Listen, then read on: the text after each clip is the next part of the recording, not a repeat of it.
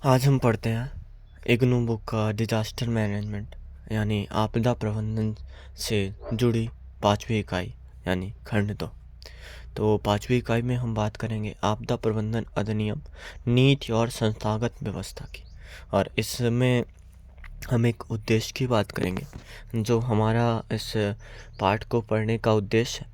भारत में आपदा प्रबंधन नीतियाँ, भारत में आपदा प्रबंधन से संबंधित अधिनियम और भारत में आपदा प्रबंधन का संस्थागत ढांचा। और ये चैप्टर हमारे यूपीएससी के आंसर लिखने के लिए काफ़ी अहम भूमिका निभाएगा। तो हम पढ़ते हैं प्रस्तावना। आपदा प्रबंधन को आपदाओं का प्रभाव कम करने के लिए संकट काल के सभी मानवीय पक्षों विशेषकर तैयारी, अनुक्रिया एवं पुनरुत्थान से निपटने के लिए संसाधनों एवं दायित्वों के संगठन तथा प्रबंधन के रूप में परिभाषित किया जा सकता है। भारत में आपदा प्रबंधन की संस्थागत व्यवस्था आपदाओं के प्रभावकारी प्रबंधन के लिए आरंभ किए गए विभिन्न चरणों द्वारा समझी जा सकती है। तो ये चरण निम्न है। आपदा प्रबंधन अधिनियम 2005। तो आपदा प्रबंधन अधिनियम एक्ट 2005 23 दिसंबर 2005 को 9 जनवरी 2006 को राष्ट्रपति की स्वीकृति मिली। अधिनियम संपूर्ण भारतवर्ष में लागू। अधिनियम में आपदाओं तथा उससे जुड़े हुए प्रासंगिक सभी मसलों के प्रभावी प्रबंधन का प्रावधान है। 2005 में निर्मित आपदा प्रबंधन अधिनियम आपदा रोकथाम तथा जोखिम में कमी पर बहुविषयक मुद्दा केंद्र बिंदु है अथवा राहत केंद्रीय शासन में अलग कदम है। अधिनियम के अंतर्गत क्या क्या कहा गया इसकी बातें हम जानते हैं। राष्ट्रीय आपदा प्रबंधन प्राधिकरण यानी एनडीएमए तथा राज्य आपदा प्रबंधन प्राधिकरण की संस्थागत ढांचे के रूप में स्थापना करने को आवश्यक बनाया गया, जो अपने अपने स्तरों पर आपदा तैयारी तथा जोखिम में कमी लाने के लिए उत्तरदायी है। गृह मंत्रालय ने आपदा प्रबंधन प्रखंड के पास राष्ट्रीय आपदा प्रतिक्रिया के समान परिचालन की जिम्मेदारी है। तीसरा, यह संबंधित मंत्रालयों तथा विभागों को राष्ट्रीय योजना के अनुरूप अपनी स्वयं की योजनाएं बनाने को अनिवार्य बनाता है। इसके साथ ही अधिनियम के वित्तीय व्यवस्थाओं जैसे अनुक्रिया के लिए वित्त, राष्ट्रीय आपदा अल्पीकरण राहत कोष, राज्य स्तर तथा जिला स्तर पर इसी प्रकार के कोष के बारे में प्रावधान है। मतलब एक तरह से आप समझ सकते हो जो हमारा आपदा प्रबंधन अधिनियम 2005 था, इसके अंतर्गत एक आपदा को कैसे न्यूनीकृत किया जाए, सारे विभाग क्या क्या कैसी कैसी योजनाएं बनाएंगे, और एक राहत कोष की बात चाहे वो केंद्र स्तर पर हो, राज्य स्तर पर हो या फिर जिला स्तर पर हो, कैसे संचालित की जाएगी। अब हम बात करते हैं एक संस्थागत ढांचा की। तो पहले बात कर लेते हैं एनडीएमए का उद्भव। तो एक संस्था का उद्भव सदैव एक विकासात्मक प्रक्रिया है। एनडीएमए भी उस प्रक्रिया से गुजरी है। भारत सरकार ने आपदा प्रबंधन को एक राष्ट्रीय वरीयता के रूप में उसके महत्व को स्वीकार करते हुए अगस्त 1999 में उच्च अधिकार प्राप्त समिति तथा गुजरात भूकंप के पश्चात एक चुनौतीपूर्ण समिति की स्थापना की। इसकी स्थापना मुख्य रूप से आपदा प्रबंधन योजनाओं के निर्माण करने पर सिफारिश करने तथा प्रभावी न्यूनीकरण व्यवस्थाओं या उपायों के बारे में सुझाव देने के लिए की। 10वीं पंचवर्षीय योजना प्रालेख डॉक्यूमेंट में पहली बार आपदा प्रबंधन पर एक विस्तृत अध्याय था। 12वें वित्त आयोग ने भी आपदा प्रबंधन के लिए वित्तीय प्रावधानों के पुनरावलोकन को अनिवार्य कर दिया। 23 दिसंबर 2005 को भारत सरकार ने आपदा प्रबंधन अधिनियम बनाया, जिसमें प्रधानमंत्री की अध्यक्षता में राष्ट्रीय आपदा प्रबंधन प्राधिकरण तथा राज्यों के मुख्यमंत्रियों की अध्यक्षता वाले राज्य आपदा प्रबंधन प्राधिकरण एसडीएमए की बातें को परिलक्षित किया गया, जो कि भारत में आपदा प्रबंधन के प्रति समग्र एकबद्ध दृष्टिकोण को चलाने, नेतृत्व देने तथा क्रियान्वयन का कार्य करेगी। आपदा प्रबंधन की सर्वोच्च संस्था के रूप में राष्ट्रीय आपदा प्रबंधन प्राधिकरण का अध्यक्ष प्रधानमंत्री होता है तथा इसका दायित्व आपदा प्रबंधन की नीतियां, योजनाओं तथा मार्गदर्शिकाओं को तैयार करना तथा प्रभावी प्रतिक्रिया के लिए उनका प्रभावी क्रियान्वयन करना है। यह मार्गदर्शिकाएं केंद्रीय मंत्रालयों, विभागों तथा राज्यों को अपनी अपनी आपदा प्रबंधन योजनाओं के निर्माण में सहायता देते हैं। यह चुनौतीपूर्ण या खतरनाक स्थिति से निपटने के लिए रोकथाम, न्यूनीकरण, तैयारी तथा क्षमता निर्माण के लिए अन्य कदम भी उठा सकते हैं।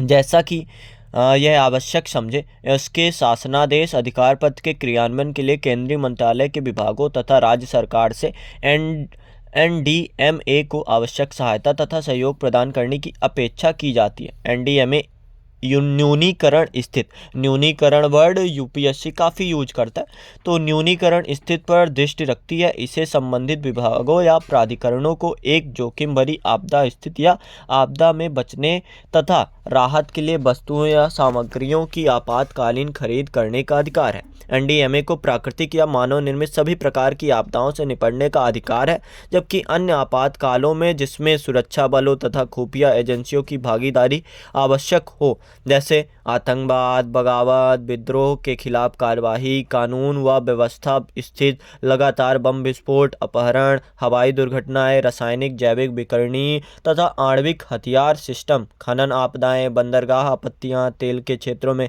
आग तथा तेल के रिसाव का निपटान, मुकाबला करना, राष्ट्रीय आपत्ति संकट प्रबंधन समिति, संकट प्रबंधन समिति को भी आप रेफरेंस में ले सकते हो। एनसीएमसी ही करती रहेगी, लेकिन एनडीएमए रासायनिक जैविक विकिरण, आणविक, सीबीआरएन संकट काल के संबंध में प्रशिक्षण एवं तैयारी संबंधी क्रियाओं या गतिविधियों को आसान करने हेतु मार्गदर्शन कर सकती है। जैसे आप अगर उपाय में भी लिखोगे तो यही कि प्रशिक्षण दीजिए, तो आप उसके रेफरेंस में या फिर उसके बगल में आप बता सकते हो सीबीआरएन, या फिर जो हमारा एनसीएमसी ही इस प्रबंधन समिति का देखभाल करती है या फिर मार्गदर्शन करती है। विभिन्न विषयों जैसे चिकित्सा तैयारी, मनोविज्ञान, सामाजिक देखभाल तथा ट्रॉमा के साथ, ट्रॉमा को आप मानसिक रूप से समझ सकते हो, एक आपदा का मनोवैज्ञानिक प्रभाव, आपदा तैयारी, सूचना एवं संचार तकनीकी प्रशिक्षण, संबंधित हितधारियों के साथ साझेदारी में प्राकृतिक तथा मनुष्य जनित आपदाओं के बारे में जानकारी पैदा करना आदि में एनडीएमए मार्गदर्शक बन सकती है। सभी स्तरों पर आपदा प्रबंधन अधिकारियों, प्राधिकरणों के पास उपलब्ध संसाधनों को, जिसमें संकट काल समर्थन कार्य को संपन्न करने की क्षमता है, ऐसी आपदाओं के समय संबंधित एजेंसियों को उपलब्ध कराया जाएगा। अब एनडीएमए के कार्य जरा से देख लेते हैं। तो एनडीएमए के प्रमुख कार्य, पहला, आपदा प्रबंधन नीतियों का निर्धारण कि कौन सी नीतियां बनने वाली। दूसरा, राष्ट्रीय योजना को स्वीकृत देना, जो योजनाएं बनी हैं उनको स्वीकार कर देना कि हाँ एक तरह से ये काम करेंगी। तीसरा, राष्ट्रीय योजना के अनुरूप भारत सरकार के विभागों एवं मंत्रालयों द्वारा बनाई गई योजनाओं को स्वीकृत देना। राज्य और चौथा, राज्य योजनाओं को तैयार करने में राज्य प्राधिकरणों द्वारा अनुकरण की जाने वाली मार्गदर्शिकाओं का निर्माण करना। मतलब एक एनडीएमए सबसे उच्च होता है, तो ये राज्य प्राधिकरण द्वारा जो अपनाई गई नीतियां हैं उनका मार्गदर्शन भी करने के लिए इनका कार्य होता है। और पांचवा, उनकी विकास योजनाओं तथा परियोजनाओं में आपदा रोकथाम या उसके प्रभावों के न्यूनीकरण के लिए उपायों को एकीकृत करने के उद्देश्य से भारत सरकार के मंत्रालयों तथा विभागों द्वारा अनुकरणीय मार्गदर्शिकाओं का निर्माण करना। छठवां, आपदा प्रबंधन की नीतियां व योजनाओं को लागू करने एवं क्रियान्वयन को समन्वित करना। न्यूनीकरण के उद्देश्य से वित्त के प्रावधान की सिफारिश करना। बड़ी आपदाओं से प्रभावित अन्य देशों को इस प्रकार की सहायता प्रदान करना जैसा कि केंद्र सरकार तय करे। मतलब एक तरह से अगर केंद्र सरकार कहती है कि इस देश में ऐसी आपदाएं हैं, तो हमारा एनडीएमए इस देश की या फिर एक नियम कानून या फिर जो भी एक तरीके से कार्य कर सकते हैं। और नौवां, खतरा देने वाली आपदा स्थितियों या आपदाओं से निपटने के लिए आपदा रोकथाम, न्यूनीकरण तैयारी, क्षमता निर्माण के लिए ऐसे अन्य कदम उठाना जैसा वह आवश्यक समझे। और लास्ट, राष्ट्रीय आपदा प्रबंधन संस्थान के कार्यकाल के लिए अन्य नीतियों व मार्गदर्शिकाओं का निर्धारण करना। अब बात करते हैं राष्ट्रीय कार्यकारी समिति की। तो राष्ट्रीय कार्यकारी समिति में गृह, कृषि, आणविक ऊर्जा, रक्षा, जल संसाधन, पर्यावरण तथा वन, वित्त, खर्च व्यय, स्वास्थ्य, बिजली, ग्रामीण विकास, विज्ञान तकनीक, अंतरिक्ष, दूरसंचार, शहरी विकास मंत्रालय के सचिव स्तरीय अधिकारी शामिल होते हैं तथा गृह सचिव इसका पदेन अध्यक्ष होता है। राष्ट्रीय कार्यकारी समिति पूरे देश के लिए इसका वार्षिक पुनरावलोकन तथा इसे अद्यतन बनाने के लिए उत्तरदायी होती है। अब बात करते हैं एसडीएमए मतलब राज्य आपदा प्रबंधन प्राधिकरण की। अधिनियम की धारा 14, आप इसको रेफरेंस में रख सकते हो। अधिनियम की धारा 14 के अंतर्गत सभी राज्यों की सरकारों के लिए अपने अपने राज्यों में राज्य आपदा प्रबंधन प्राधिकरण की स्थापना करना अनिवार्य है। मतलब एक तरह से सॉलिड आपके राज्य में ये कहाँ है, जैसे मध्य प्रदेश में या भोपाल में स्थित। एसडीएमए का अध्यक्ष मुख्यमंत्री होता है तथा मुख्यमंत्री द्वारा नियुक्त किए गए अधिक से अधिक 8 सदस्य होते हैं। धारा 22 के तहत राज्य कार्यकारी समिति राज्य आपदा प्रबंधन योजना तैयार करने तथा राष्ट्रीय योजना को क्रियान्वित करने के लिए जिम्मेदार है। धारा 28 के तहत एसडीएमए के द्वारा यह सुनिश्चित करना आवश्यक है कि राज्य प्राधिकरणों द्वारा निर्धारित रूप से राज्य के सभी विभागों ने आपदा प्रबंधन योजनाएं तैयार की हैं या फिर नहीं की हैं। अब बात करते हैं डीडीएमए की, यानी एक जिला आपदा प्रबंधन प्राधिकरण। तो जिला आपदा प्रबंधन का प्राधिकरण मतलब दिल्ली डिजास्टर मैनेजमेंट एजेंसी का अध्यक्ष जिले का कलेक्टर या जिलाधिकारी या उपायुक्त होता है। इसमें दिल्ली लिखा है, आप इसको डिस्ट्रिक्ट समझ सकते हो। एक बार आप डबल चेक कर लेना। क्षेत्र का निर्वाचित प्रतिनिधि डीडीएमए का पदेन सह अध्यक्ष के रूप में सदस्य होता है। अब राष्ट्रीय आपदा प्रबंधन संस्थान NIDM और नेशनल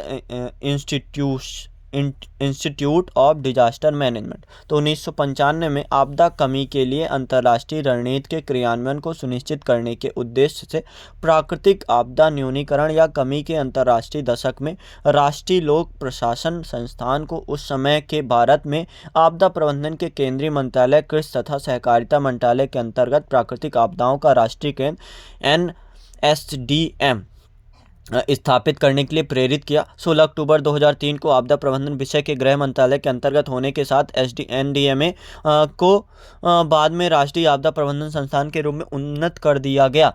11 अगस्त 2004 को संस्थान का उद्घाटन भारत के गृह मंत्री ने किया। राष्ट्रीय आपदा प्रबंधन अधिनियम 2005 द्वारा NIDM को वैधिक स्तर पर प्रदान किया गया। अधिनियम के अंतर्गत संस्थान का दायित्व योजना आपदा प्रबंधन के क्षेत्र को बढ़ाने, उन्नत करने, आपदा प्रबंधन से संबंधित राष्ट्र स्तरीय सूचना आधार का प्रलेखन करने, विकास नीति का निर्माण करने, रोकथाम उपायों को विकसित करने और अल्पीकरण उपायों को बढ़ावा देने के लिए किया गया।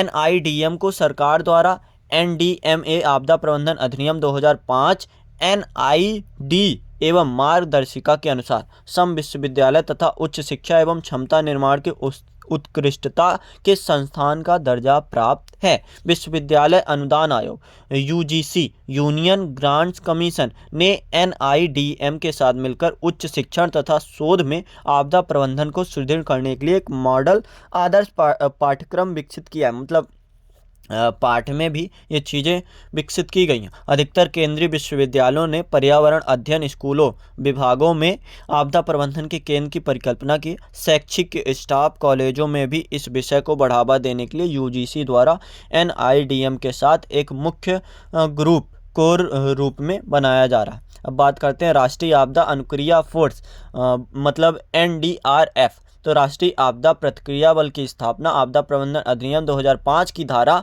44-45 के अंतर्गत, धारा आप याद कर सकते हो, 44-45 के अंतर्गत आपदा स्थिति या आपदा की चुनौती के प्रति विशेषज्ञ अनुक्रिया के उद्देश्य से बनाया गया यह एक विशेषीकृत बल है। जब गहन प्रकार की विपत्तियां आपदाएं घटित होती हैं, केंद्र सरकार को प्रभावित राज्यों के निवेदन पर सशस्त्र बलों, केंद्रीय अर्धसैनिक बल की तैनाती, राष्ट्रीय आपदा अनुक्रिया बल तथा संचार एवं अन्य संपत्ति उपलब्ध कराना जरूरी है। राष्ट्रीय आपदा अनुक्रिया बल राष्ट्रीय आपदा प्रबंधन प्राधिकरण के अधीन ही कार्य करता है, मतलब एक तरह से इसके अंतर्गत ही है।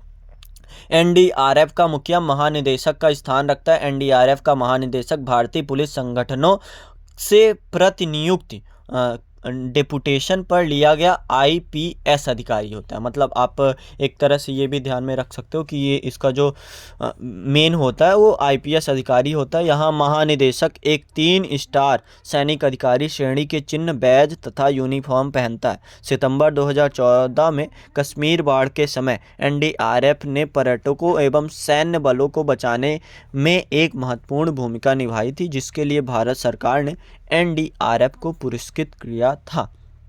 अब NDRF एक शीर्ष संस्था है जिससे महानिदेशक के अतिरिक्त अनेक महानिरीक्षक तथा अनेक महानिरीक्षक में आप इसकी संख्या 14 समझ सकते हो। उप महानिरीक्षक डीआईजी, राष्ट्रीय आपदा अनुक्रिया बल अर्धसैनिक बलों की तर्ज पर गठित निम्न 12 बटालियनों का बल है। आप इसको थोड़ा ध्यान में रख सकते हो एक इंटरव्यू में भी, कि आपसे पूछा जा सकता है कि आपके पास ऐसी ऐसी कंडीशन है तो क्या आपको वहाँ पे कुछ कार्य करने के लिए, या फिर जो आईपीएस अधिकारी होता है या फिर डीआईजी होता है उसको क्या कार्य मिलते हैं, तो इसको आप ध्यान में रखना। राष्ट्रीय आपदा अनुक्रिया बल अर्धसैनिक बलों की तर्ज पर गठित निम्न 12 बटालियनों का बल है, जो भारतीय अर्धसैनिक बलों से प्रतिनियुक्ति अधिकारियों द्वारा चालित 3 सीमा सुरक्षा बीएसएफ, 3 केंद्रीय रिजर्व पुलिस बल सीआरपीएफ, 2 केंद्रीय औद्योगिक सुरक्षा बल सीआईएसएफ, 2 भारत तिब्बत सीमा पुलिस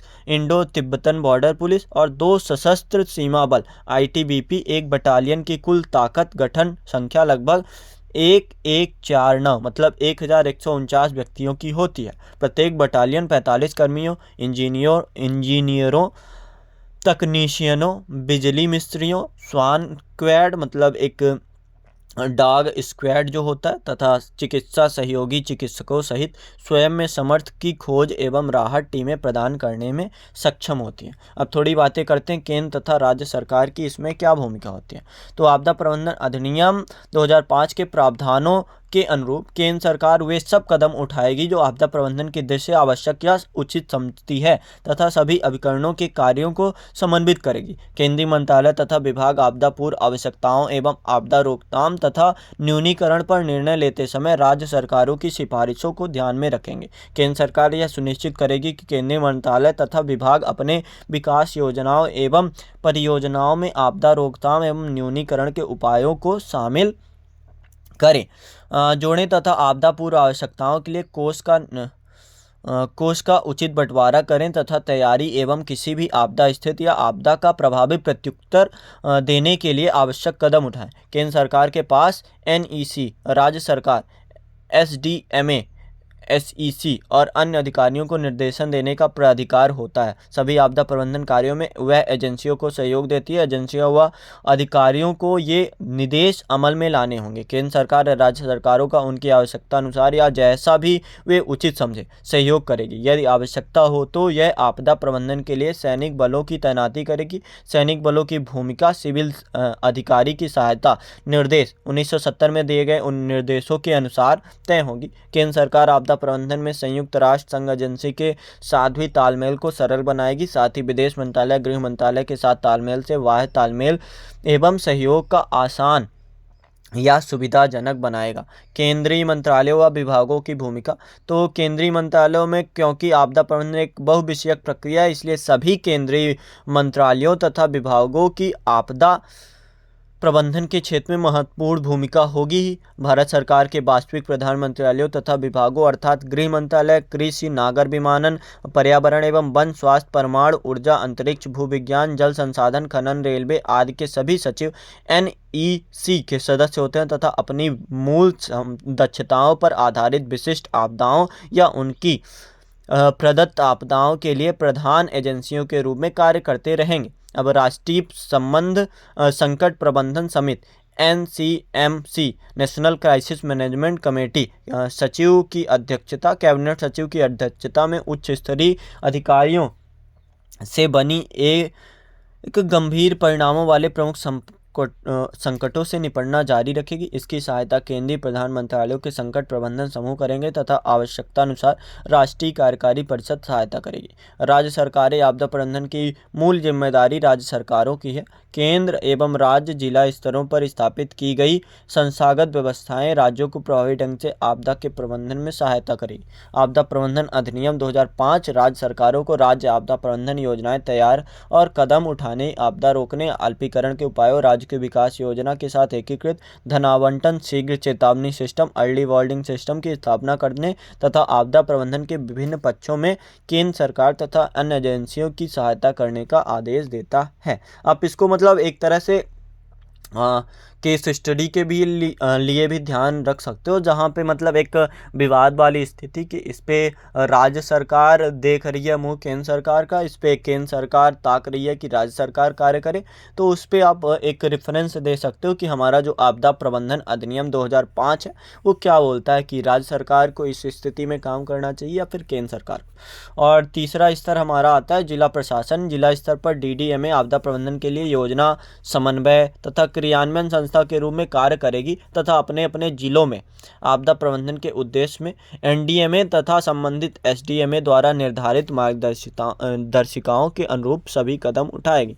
मतलब एक तरह से डीडीएमए है वो आश्रित या फिर कहें कि एक तरह से मार्गदर्शन पर ही कार्य करती है। एक से अधिक राज्यों को प्रभावित करने वाली आपदाओं का प्रबंधन, मतलब जो आपदा, अब आप देख भी सकते हो केस स्टडी, जरा सा आप ध्यान में लेकर चलना।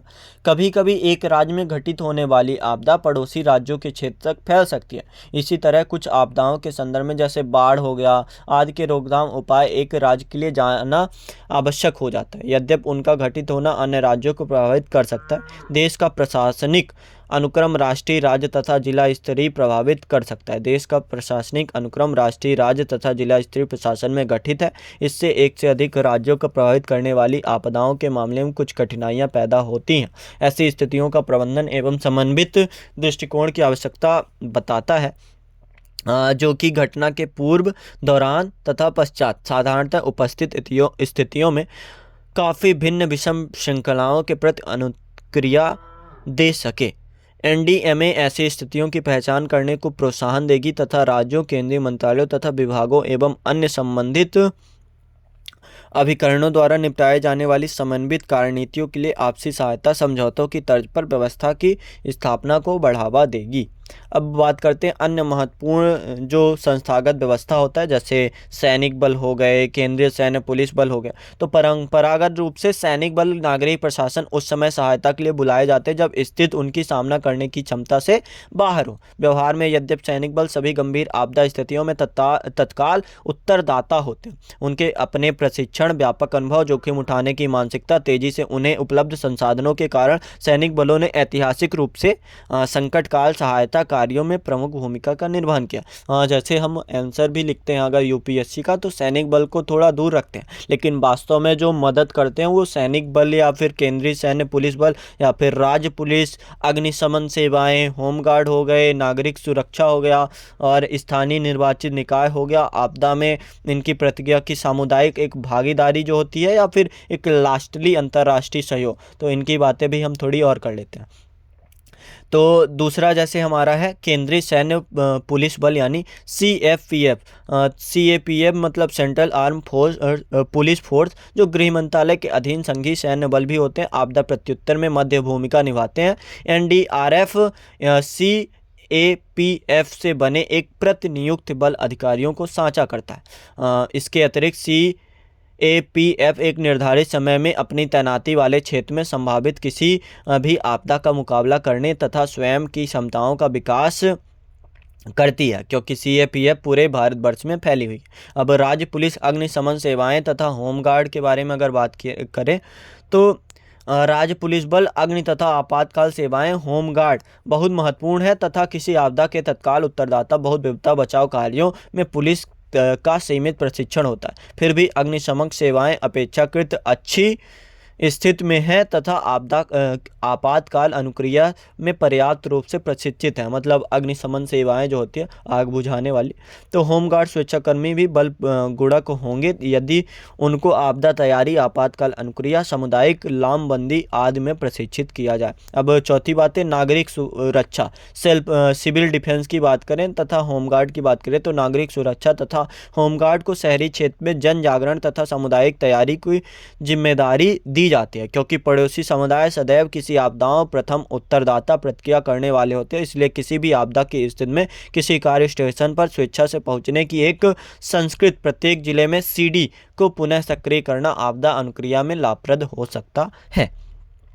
स्थानीय निर्वाचित निकाय लोकल इलेक्टेड बॉडी जैसे आपदा प्रबंधन अधिनियम 2005 में एनएसीएस नगर पालिकाओं, नगर निगमों, नगर परिषदों तथा पंचायती राज संस्थानों की भूमिका की परिभाषा धारा याद कर लेना 41(1)(2) में की है। इन निकायों से यह अपेक्षित है कि ये अपने कर्मियों या अधिकारियों का आपदा प्रबंधन में प्रशिक्षण तथा आपदा प्रबंधन से जुड़े संसाधनों को सुनिश्चित करें। इन निकायों के लिए राज्य तथा जिला आपदा प्रबंधन योजनाओं के अनुरूप प्रभावित क्षेत्रों में राहत कार्यों को लागू करना भी आवश्यक है।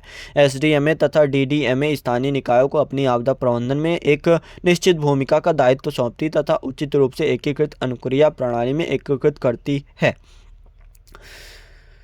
और अगर एकीकृत अनुक्रिया प्रणाली है तो इसके बाद वाली जो इकाई होगी उस पर हम चर्चा करेंगे कि एकीकृत अनुक्रिया प्रणाली क्या है। अब बात करते हैं आपदा प्रतिक्रिया में सामुदायिक भागीदारी। तो समुदाय आधारित संगठन जैसे गैर सरकारी संगठन जिसे SHG सेल्फ हेल्प ग्रुप या युवा संगठन, राष्ट्रीय कैडेट कार्य या NCC हो गया, नेशनल कैडेट कोर या फिर वॉलंटियर्स हो गए, राष्ट्रीय सेवा योजना हो गया, NSS हो गया, नेहरू युवा केंद्र हो गया, NYKS हो गया, भारत सरकार द्वारा वित्त पोषित विभिन्न परियोजनाओं कर्मचारी जैसे राष्ट्रीय ग्रामीण स्वास्थ्य mission NRHM, national rural health mission, समन्वित एकीकृत बाल विकासीय सेवाएं ICDS आदि प्रायः किसी भी आपदा के पश्चात अपनी सेवाएं प्रदान करने की पेशकश करती है। अगर लास्टली बात करें अंतर्राष्ट्रीय सहयोग की, तो आपदाएं भौगोलिक सीमाओं तक सीमित होती हैं। बड़ी आपदाएं एक साथ अनेकों देशों में प्रभावित कर सकती है। प्रत्येक देश का यह प्रयास होना चाहिए कि आपदा प्रबंधन में अंतर्राष्ट्रीय स्तर पर अति निकट सहयोग एवं समन्वय विकसित किया जाए। ठीक है। अब अगर क्वेश्चन की बात की जाए तो 3 क्वेश्चन हमारे सामने। आपदा प्रबंधन अधिनियम 2005 की विशेषता।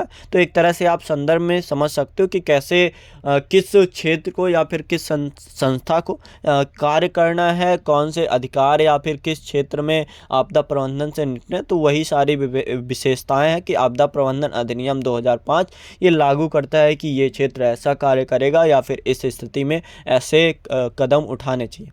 अगर बात करें अगला क्वेश्चन है एसडीएमए तथा डीडीएमए के बारे में चर्चा करें। तो एसडीएमए एक तरह से यही एनडीएमए द्वारा एक दिशा निर्देशित होते हैं, फिर भी इसके अपने क्षेत्र के कुछ अधिकार होते हैं। और वही डीडीएमए एनडीएमए और एसडीएमए दोनों से संचालित होता है या फिर मार्ग निर्देशित होता है। तो उसके बारे में आप बता सकते हो। एक ये डीडीएमए ज़्यादा करीब की बातें हैं या फिर कहें कि वही चीज़ें एक जिला स्तर पर और राज्य स्तर पर आप इसको चर्चा कर सकते हो। राष्ट्रीय आपदा अनुक्रिया बल, तो उसकी बातें आप ज़रूर कर सकते हो। और NDRF की व्याख्या वास्तव में एक ज़रूरी है।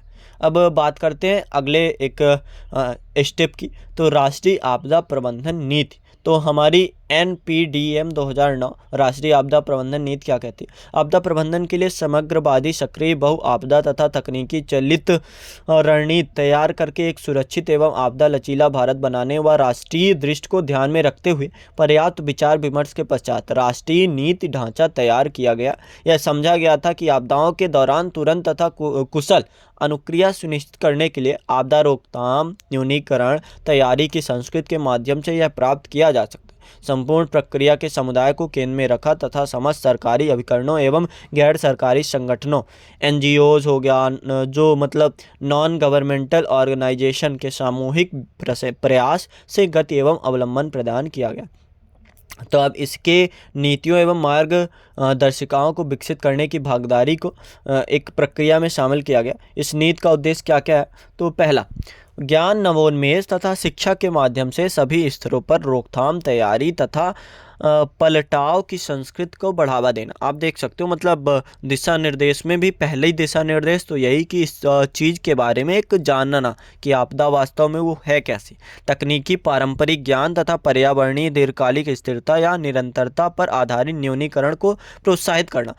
आप फिर से देख सकते हो पारंपरिक ज्ञान की इसमें बातें की गई है। मतलब एक तरह से जैसे होता नहीं कि देख के पता चल जाता है कि आपदा से पहले की शांति या फिर क्या बोलते हैं उसको, एक लोकोक्ति नहीं चलती है कि तूफान आने से पहले की जो शांति है वो है। तो ऐसी पारंपरिक ज्ञान की बातें। आपदा प्रबंधन का विकासात्मक योजना प्रक्रिया की मुख्य धारा में लाना, एक समर्थ करने वाली नियामक पर्यावरण तथा अनुपालन व्यवस्था की स्थापना करने के लिए संस्थागत एवं तकनीकी ढांचों की स्थापना करना। तो संस्थागत में ये हमारा एनडीएमए एसडीएमए हो गया, और तकनीकी ढांचों में आप देख सकते हो एक अग्निशमन सेवा समझ लो, या फिर जो हमारा एक केंद्रीय पुलिस, या फिर टेक्नोलॉजी के सहारे कैसे इसको निपट सकते हैं। आपदा जोखिमों की पहचान, मूल्यांकन, निगरानी के लिए कुशल व्यवस्था को सुनिश्चित करना। जैसे आप वर्तमान समय में अंतरिक्ष प्रौद्योगिकी की बातें कर सकते हो, ड्रोन से देखना या फिर लगातार निरीक्षण प्रशिक्षण करते रहना।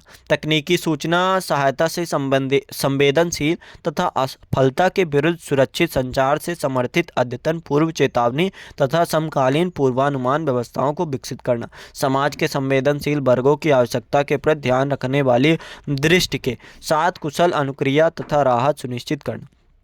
आपदा स्थित स्थापक संरचनाओं तथा सुरक्षित जिंदगी के लिए आवासों के निवास पुनर्निर्माण हाथ में लेना। आपदा प्रबंधन के लिए मीडिया के साथ मीडिया की भागीदारी आप समझ सकते हो, सक्रिय भागीदारी को प्रोत्साहित करना। अब राष्ट्रीय आपदा प्रबंधन योजना एनडीएमसी 2016 की बातें अगर देखो तो भारतीय प्रधानमंत्री ने राष्ट्रीय आपदा प्रबंधन NDMP national disaster management plan को देश का सबसे पहली राष्ट्रीय योजना के रूप में विमोचन किया है। आप इसको यूपीएससी प्रीलिम्स के भी या फिर अन्य किसी प्रीलिम्स के भी संदर्भ में समझ सकते हो। जो हमारा नेशनल डिजास्टर मैनेजमेंट प्लान है, देश की सबसे पहली राष्ट्रीय योजनाओं के रूप में विमोचित की गई। अब इसकी प्रमुख विशेषताएं की बात करते हैं। एनडीएमपी सेंडाई रूपरेखा में उल्लिखित दृष्टिकोण को काफ़ी हद तक शामिल करता है। योजना में आपदा प्रबंधन के सभी चरणों को शामिल किया गया। रोकथाम, न्यूनीकरण, अनुक्रिया तथा पुनरुत्थान। यह सरकार को सभी अभिकरणों एवं विभागों के बीच समानांतर हॉरिजॉन्टल तथा लंबवत वर्टिकल समाकलन की व्यवस्था करती है। योजना का उद्देश्य भारत को आपदा स्थित संस्थापक डिजास्टर रेजिलिएंट बनाना है। इसकी संरचना सभी प्रकार के आपदाओं के प्रत्युत्तर की तैयारी में वृद्धि करके तथा आपदा जोखिम में कमी के विकास के साथ एकीकृत करने, सभी स्तरों पर आपदाओं का मुकाबला करने की देश की क्षमता को अधिक से अधिक करने के लिए बनी है। योजना में आपदा प्रबंधन की वैश्विक प्रवृत्तियों को भी ध्यान में रखा गया है। यह सेंडाई रूपरेखा या फ्रेमवर्क में उल्लेखित आपदा जोखिम में कमी के प्रति दृष्टिकोण को शामिल करता है, जो संयुक्त राष्ट्र संघ के अधीन एक समझौता है जिस पर भारत सरकार के हस्ताक्षर है। अब पहला, योजना में पंचायत तथा शहरी स्थानीय निकाय स्तर सरकार के सभी स्तरों भूमिका उत्तरदायित्व आवंटित किए गए हैं। क्योंकि योजना क्षेत्रीय दृष्टिकोण का अनुसरण करती है, इसलिए यह न केवल आपदा प्रबंधन अपितु विकासात्मक योजना के लिए भी लाभदायक है।